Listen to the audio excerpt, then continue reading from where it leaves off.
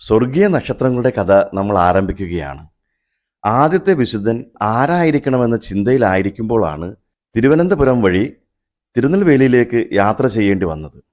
ആ യാത്രയിൽ നാഗർകോവിൽ കഴിഞ്ഞപ്പോൾ ദൈവസഹായം പിള്ളയുടെ രക്തസാക്ഷി മണ്ഡപത്തിലേക്കുള്ള വഴി കണ്ടു. അവിടേക്ക് ചെന്ന് അവിടുത്തെ ദേവാലയത്തിലിരുന്ന് കുറേ നേരം പ്രാർത്ഥിച്ചു. സ്വർഗീയ നക്ഷത്രങ്ങളുടെ ജീവിത കഥയിലൂടെയുള്ള ഈ യാത്രയുടെ തുടക്കം ദൈവസഹായം പിള്ളയിൽ നിന്ന് തന്നെ ആകട്ടെ. ഒരു സാധാരണക്കാരനായ ഇന്ത്യൻ വിശുദ്ധൻ, 18-ാം നൂറ്റാണ്ടിൻ്റെ മധ്യകാലഘട്ടത്തിൽ വധിക്കപ്പെട്ട ഒരാൾ. ജന്മം കൊണ്ട് നമ്പൂതിരി, കർമ്മം കൊണ്ട് സൈനികൻ, വിശ്വാസം കൊണ്ട് ക്രിസ്ത്യാനി. മാർത്താണ്ഡവർമ്മ മഹാരാജാവിൻ്റെ കാര്യസ്ഥൻ, പേരുകെട്ട തിരുവിതാംകൂർ പത്മനാഭപുരം കൊട്ടാര നിർമ്മാണ കാലത്തെ ട്രസ്റ്റികളിൽ ഒരാൾ, അയോധന കലകളിൽ നിപുണൻ, പണ്ഡിതൻ, ഇപ്പോൾ കത്തോലിക്ക സഭയുടെ വിശുദ്ധരിൽ ഒരാൾ, ലാസർ പിള്ള അഥവാ ദൈവസഹായം പിള്ള. 1752 ജനുവരി 14-ാം തീയതി കാറ്റാടിമലയിൽ വെച്ച് ഏതാനും ഭടന്മാർ മാത്രം നോക്കി നിൽക്കെ കൊല്ലപ്പെട്ടയാൾ. ദൈവസഹായം പിള്ളയുടെ ജീവിത സംഭവങ്ങൾ എല്ലാം അരങ്ങേറിയത് തിരുവിതാംകൂർ രാജ്യത്തിൻ്റെ ഭാഗമായിരുന്ന തിരുവനന്തപുരം, കന്യാകുമാരി ജില്ലകളിലായിരുന്നു.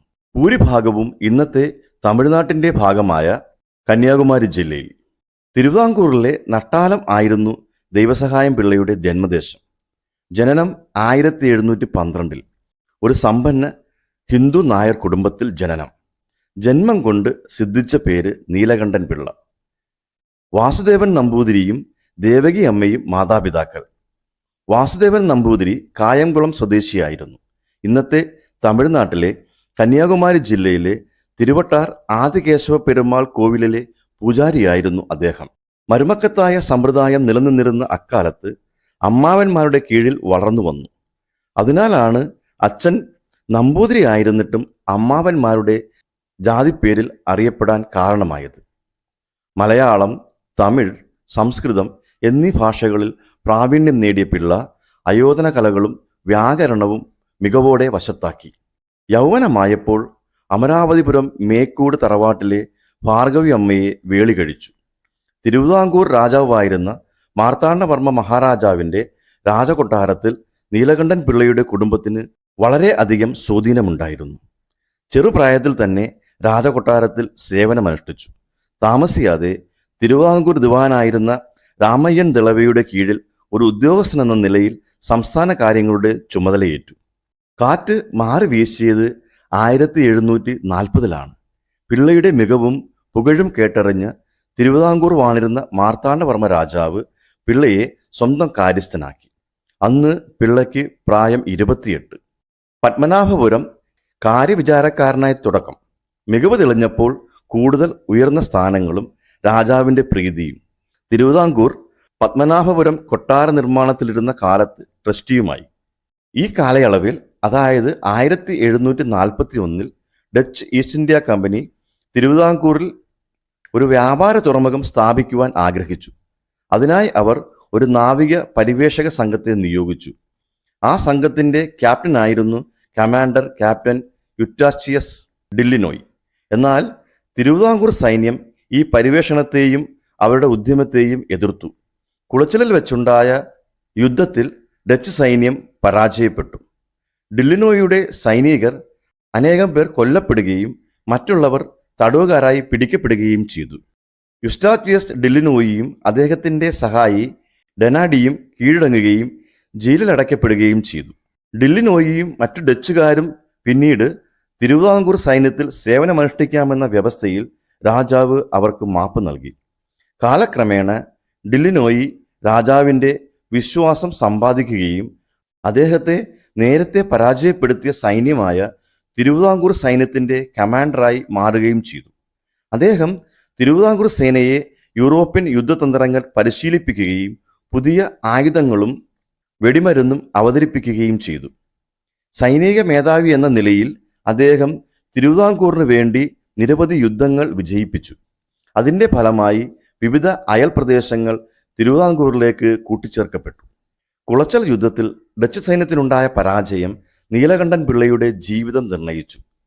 മാർത്താണ്ഡവർമ്മ രാജാവിന് ഡില്ലിനോയി പ്രിയങ്കരനായി തീർന്നു. ഉദയഗിരി കോട്ടയ്ക്കുള്ളിൽ ഡില്ലിനോയ്ക്ക് രാജാവ് സ്വാതന്ത്ര്യവും ആരാധനാ സൗകര്യവും ചെയ്തു. അങ്ങനെയാണ് പിള്ളയും ഡില്ലനോയിയും തമ്മിലുള്ള ചങ്ങാതത്വം ആരംഭിച്ചത്.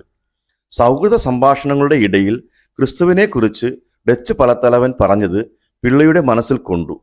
പിള്ളയുടെ കുടുംബത്തിൽ ആയിടെ ഉണ്ടായ പ്രശ്നങ്ങൾ പങ്കുവച്ചപ്പോൾ ഡില്ലനോയി ധൈര്യം പകരാൻ ഉപയോഗിച്ചത് പഴയ നിയമത്തിലെ ജോബിന്റെ കഥയാണ്. ക്രിസ്തു പിള്ളയുടെ ഹൃദയത്തിൽ കുടിയേറി. ക്രിസ്തുവിന് മാത്രം നൽകാൻ കഴിയുന്ന ശാന്തിയും പ്രത്യാശയും പിള്ളയെ മറ്റൊരാളാക്കി മാറ്റി. 1745 നീലകണ്ഠൻ പിള്ളയും ഭാര്യ ഭാർഗവി അമ്മാളും വടക്കൻകുളം പള്ളിയിൽ വെച്ച് ജ്ഞാനസ്നാനം സ്വീകരിച്ചു.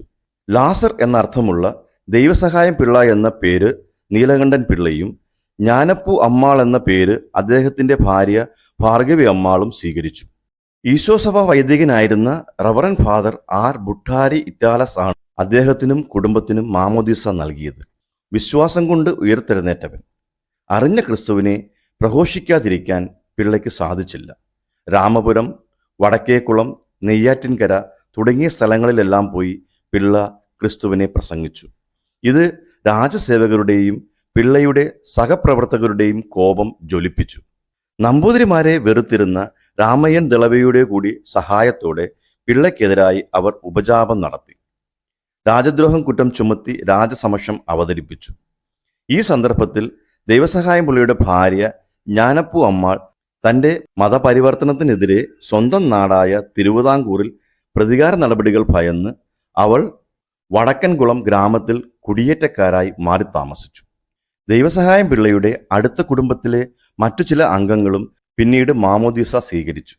അക്കാലത്ത് പ്രമുഖ കുടുംബത്തിലെ ഒരംഗം മതം വിട്ടു പോകുന്നത് സമുദായത്തിനും സമൂഹത്തിനും രാജ്യത്തിനും തന്നെ അപമാനമായി കരുതിയിരുന്ന കാലമായിരുന്നു.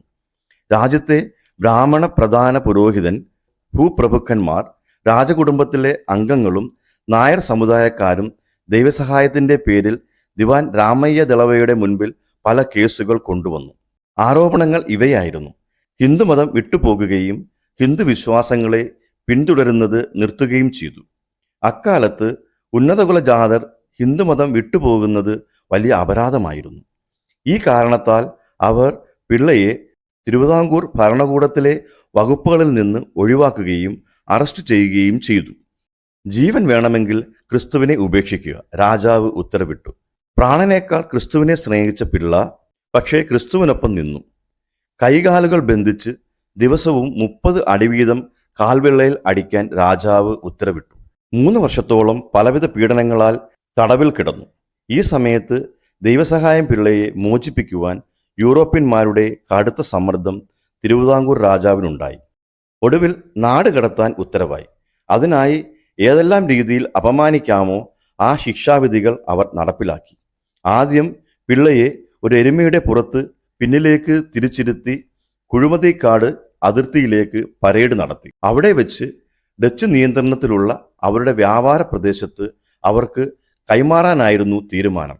എന്നാൽ രാജശാസനം മറികടന്ന് ഒരു എരുമയുടെ പുറത്തിരുത്തി പാണ്ഡ്യരാജ്യത്തിന്റെ അതിർത്തിയായ ആറൽവായ് മൊഴി അതിർത്തിയിലേക്ക് കൊണ്ടുപോയി.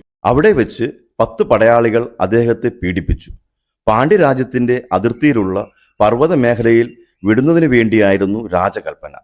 ദൈവസഹായം പിള്ളയെ പത്മനാഭപുരം കൊട്ടാരത്തിൽ നിന്ന് ആറൽവായ് മൊഴിയിലേക്ക് കൊണ്ടുപോകുവാൻ പല ദിവസങ്ങൾ എടുത്തിരുന്നു.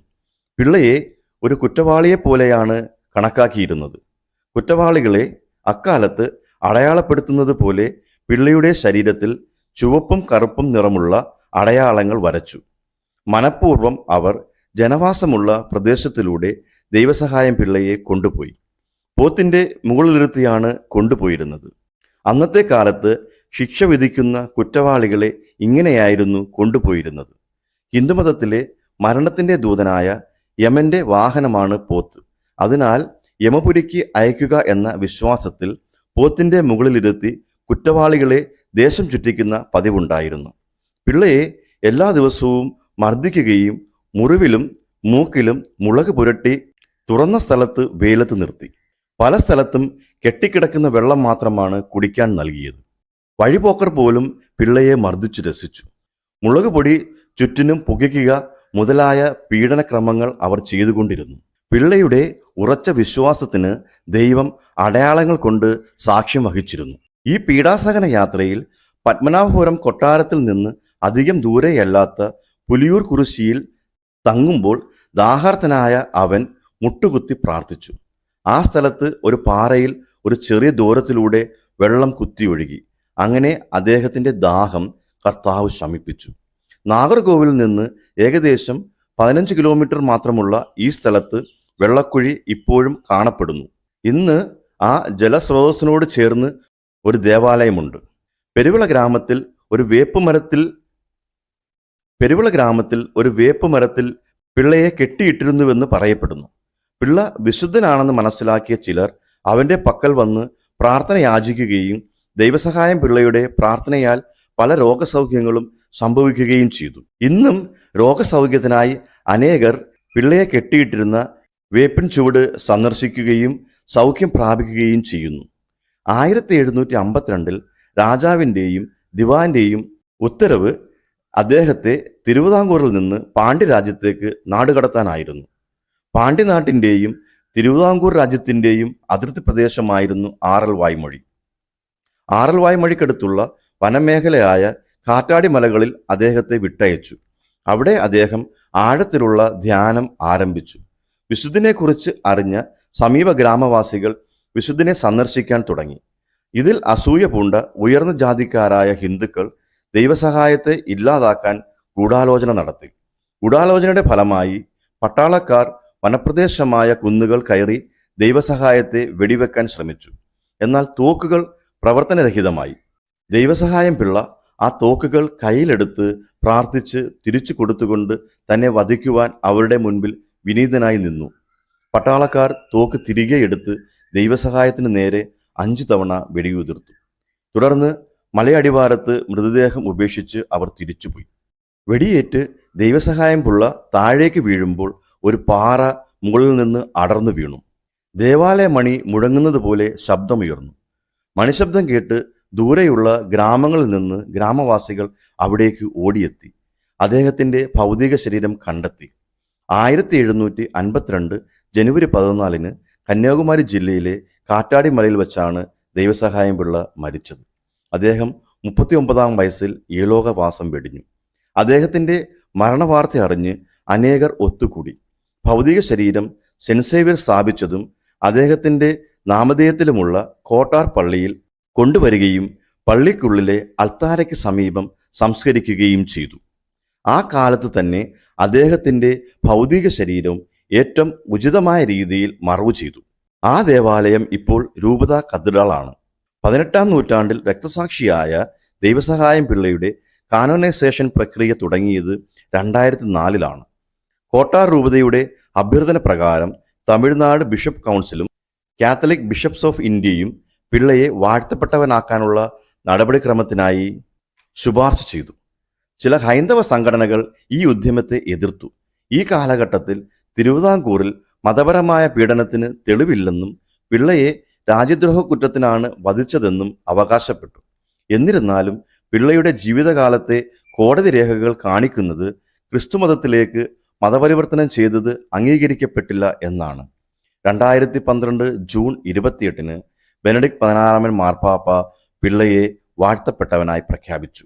2012 ഡിസംബർ 2 ധന്യനായി പ്രഖ്യാപിക്കുകയും 2012 മെയ് 15 ഫ്രാൻസിസ് മാർപ്പാപ്പ ദൈവസഹായം പിള്ളയെ വിശുദ്ധനായി പ്രഖ്യാപിച്ചുകൊണ്ട് അൾത്താര വണക്കത്തിന് യോഗ്യനാക്കി.